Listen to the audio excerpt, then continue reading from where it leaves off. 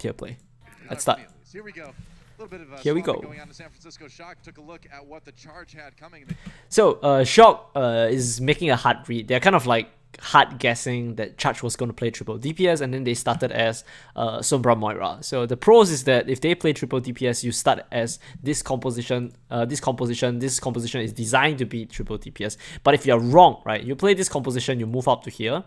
Or you know, like Choi is like flying up on high ground, like he's boosting all the way to the air. You look at Charge, you see Charge playing this, you have to go back and switch, and that also means you're gonna be slow to the point. You're gonna touch the point a little bit slower, and even if you can contest the point before the timer hits 0, even if you can contest the point, even if you don't give Guangzhou Charge a free point, what's gonna happen is Guangzhou Charge is gonna have any space for free. So right now, Guangzhou Charge is like, we can stand wherever we want, and you can't stop us from standing wherever we want. So when you exit and you start pushing us, you know, we have the choice of where we want to play. You are playing in the second best area. We are playing the best area. Here we go. A little bit of swapping going.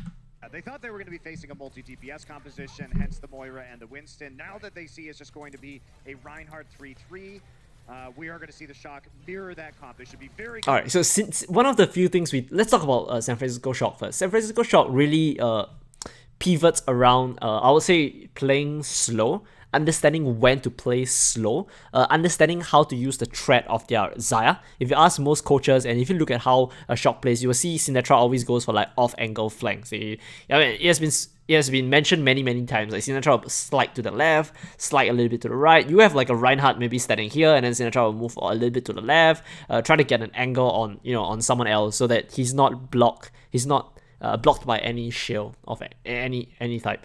So Sinatra is like a really aggressive player. It's not, when you look at Shock, it's not, they're not so much of like a, they're not so much of like a, when you look at them, you don't feel like they're like NYXL. You don't feel like they're super aggressive like Titans. You just have these.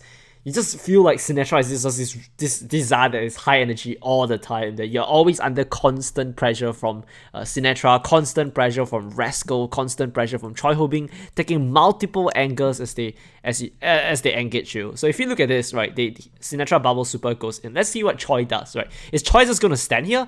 Is Choi just gonna stand here and shoot into the enemy team? Is he gonna use he's using defensive matrix right now, and I'll talk about defensive matrix later. And he's not using his rockets, he's not using his booster. So we're gonna see how he uses his cooldown in the initial engage between Shock and Charge. So let's take a look.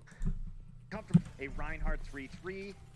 We are going to see the Shock mirror that comp. They should be very comfortable in this. Alright, so why is Choi using defensive matrix so early? He's gonna use 2 seconds of defensive matrix, and it doesn't make sense, right? Because if you look at this, the Reinhardt, we are going to see the Shock mirror that comp. The Reinhardt has a bubble, so it doesn't make sense to defensive matrix. Oh, that's when you're wrong. You kind of want a defensive matrix like even your own Reinhardt, even when he has projected bubble, because projected bubble breaks really quickly. If you look at Overwatch League, look at maps that San Francisco Shock plays in, projected bubble breaks very quickly, like less than a second, because focus fire is insane. Like focus fire breaks anything, breaks Reinhardt shields in seconds, it breaks projector bubble in less than a second. So you really need to like defensive matrix the damage so that your bubble doesn't break like straight away, and then you don't get bashed. There are many times you use your projector bubble, you swing at the enemy team, it breaks in like a second, and then you get bashed and you die anyway, even though you project a bubble. In a ranked game, the projector bubble is probably going to last a relatively long amount of time, but in Overwatch League, you actually have to defensive matrix the Reinhardt so he doesn't take more damage than necessary, even with projector bubble. Okay, so here, Sinatra is pushing really aggressively. Let's take a look at the cooldowns usage from Charge. Wait, let me just change this. We are going to see the Shock. Okay, how aggressive Sinatra positions. Very comfortable in this that they engage. Okay, so that's the projected bubble, right? And then Sinatra realizes that they use their own projected bubble. So Super uses projected. They use their first projected bubble. Rio gets the second projected bubble, and Sinatra actually, so step 1, Ryan goes in. Step 2, Ryan bubbles out, and then step 3, Sinatra bubbles himself and actually goes in. This is one of the secrets of how he gets his ultimate. So he gets his ultimate so fast, and how he gets high energy all the time. He's a very aggressive Xayah player. So look at his outcharge.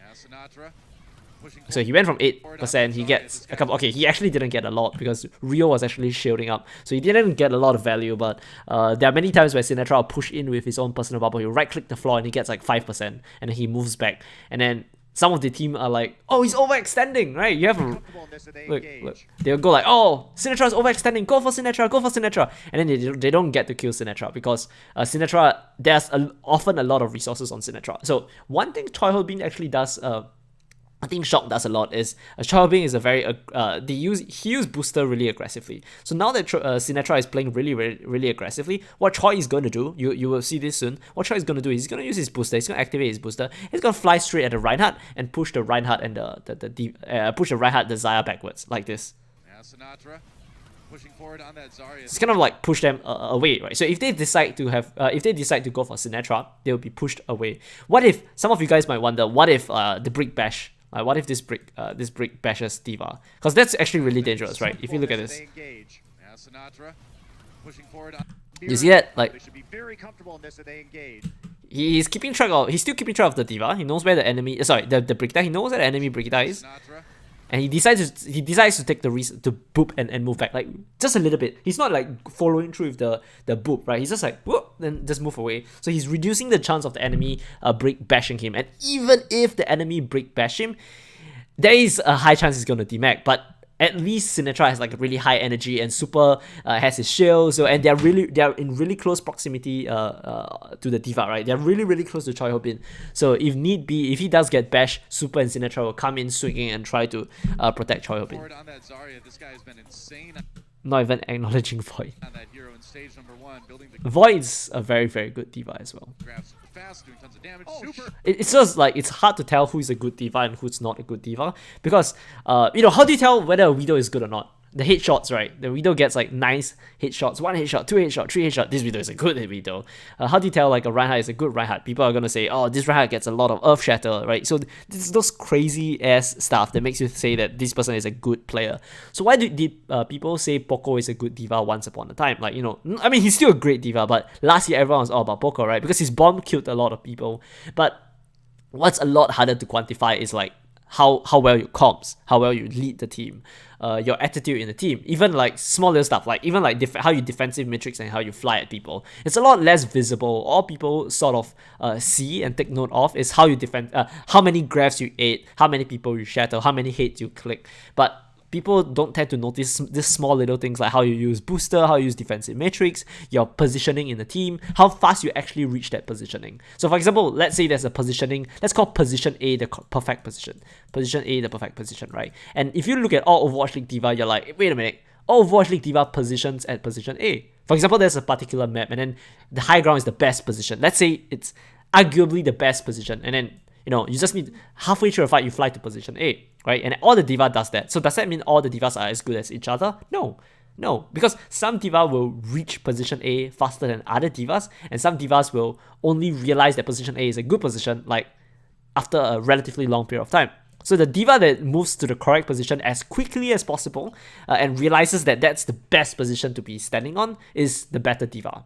And I'll show you guys what I mean. Choi makes a few, like, positions himself very well, and he does it very confidently and very decisively, which is why he is a good D.Va. Catches Shu with the fight. So same thing. I mentioned he boops a lot, right? He uses his booster a lot. So he uses his first booster to push the enemy back, and then this means that if you put yourself in the shoes of Guangzhou Charge, right? You're like holding your shield. Super comes swinging at you, and Sinatra bubbles him, and then you take maybe a little bit of damage, and then you get bubbled and you swing back at Super. The moment you swing back at Super, Super is already taking a step back, right? And then you swing back, Sinatra takes a step in, so you feed Sinatra like 80 energy. You feed Sinatra like 80 energy, and then as you're like, the fuck? Choi Ho-bin flies at you and poop you backward. So in this very small window of time, you can see how Shock is already controlling the pace of the fight, right? If you look at this, Charge started with like all the HP. If you look at this, right, Charge started at full HP, Shock started at full HP except for Violet, but along the course of the fight, see, look, Super lose a little bit of health along with Sinatra, and Guangzhou was still full HP, right? So technically, Charge has actually a little bit of advantage, and it's Super still. See, look at Shock. Morph is losing HP. Super isn't full HP. Choi actually lost a little bit of HP, close to 100 HP. Yet all these HP losses enable them to get this space right here, where Charge, instead of holding here, they backed off just a little bit and they traded it for a measly 200 HP, maybe 100 here, maybe about 80 here. Choi lost about 100, maybe 300, like total of like about 300 HP, right? So not an insignificant value, but because the HP was split among everyone, if one character lost 300 HP, let's say Sinatra lost 300 HP, that's significant. But if everyone loses like 100, everyone loses 100 HP playing relatively aggressively, and you bought this amount of space with 300 HP, the cost of this is 300 HP, it's worth it. It's worth it in Overwatch League. Space is a premium. Space is, it's like, you know, being in like an expensive city, you know, like you're in Japan and you're in Tokyo and then houses cost a lot, right?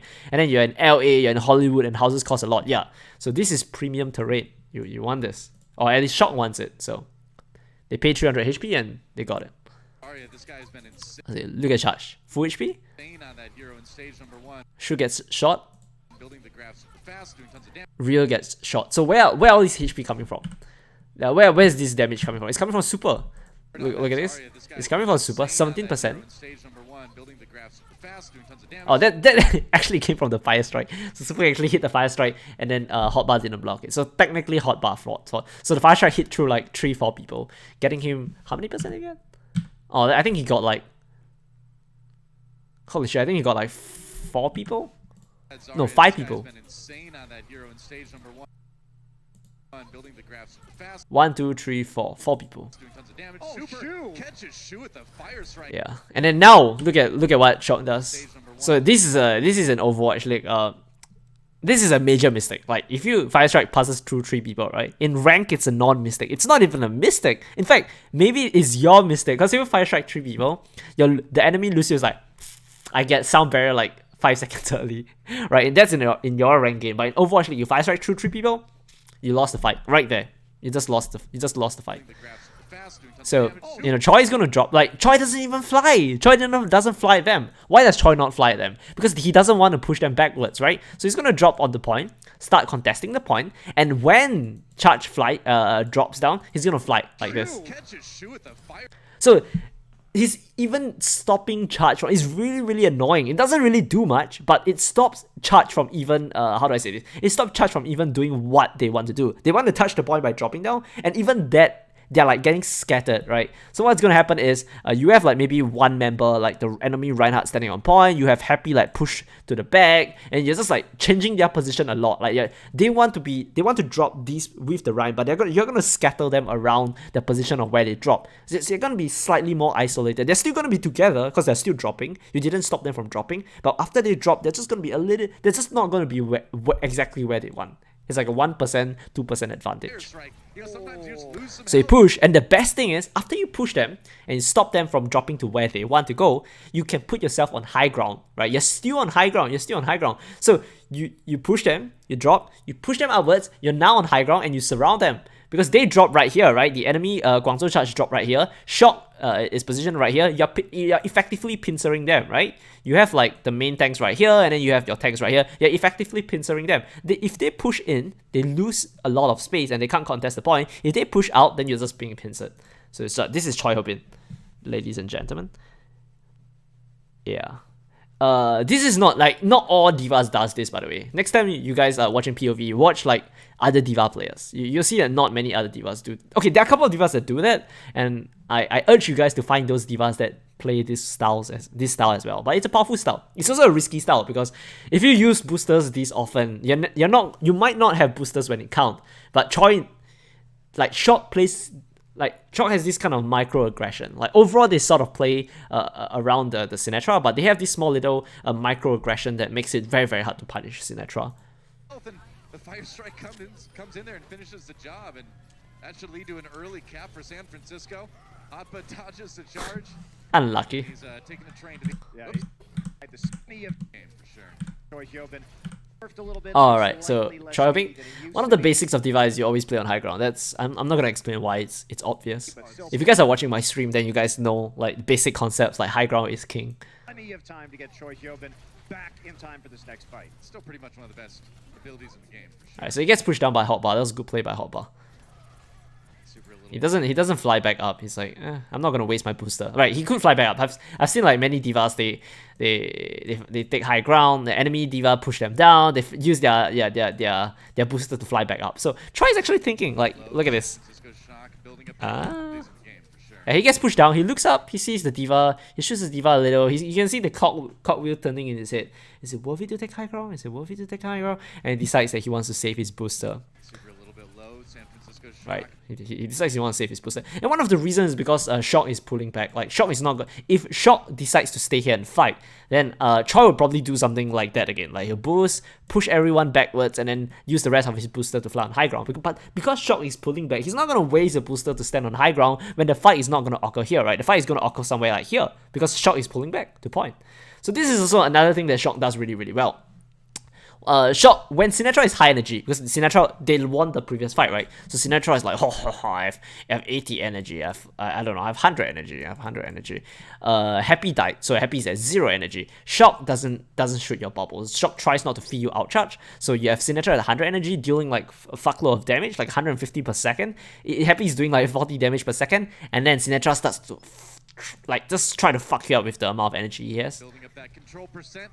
So they're like kiting backwards, really, really smart. So now they're up on point. See, look at Sinatra. He's effectively a Christmas tree. He's like lighted up, it's lit up. You see, Happy is not like, if I don't have Happy POV, but I'm pretty sure he has like very little energy. Okay, maybe he has more energy now because he used a booster here. Okay, so he was trying to boop them. Once again, he was trying to boop them backwards. All these small little microaggressions. So when Shock doesn't want to engage, he tries to boop them backward. When Shock wants to engage, he starts setting up an off angle to make sure that he gets maximum damage value. So he doesn't set up behind his Reinhardt, but he set on high ground, set up on angles, right? So now everyone's fighting here, he's going to return back on high ground. That coordination, that's what they seem to really lack against. Oh no, my bad. Yeah, he doesn't actually go back to high ground. He just plays here. Well, yeah, I mean, we did see that. Okay, so why is he going for Happy? Like, why is he going for Happy here? So much poke damage right now from the Shock. Well, yeah, okay, a couple of things, right? A couple of things. They know Happy has graph, right? It is the Overwatch League. You more or less have a perfect understanding of when people have ultimates. So he knows Happy has graph. So ideally, you want to put a lot of pressure on Happy. In this case, Happy is like isolated, right?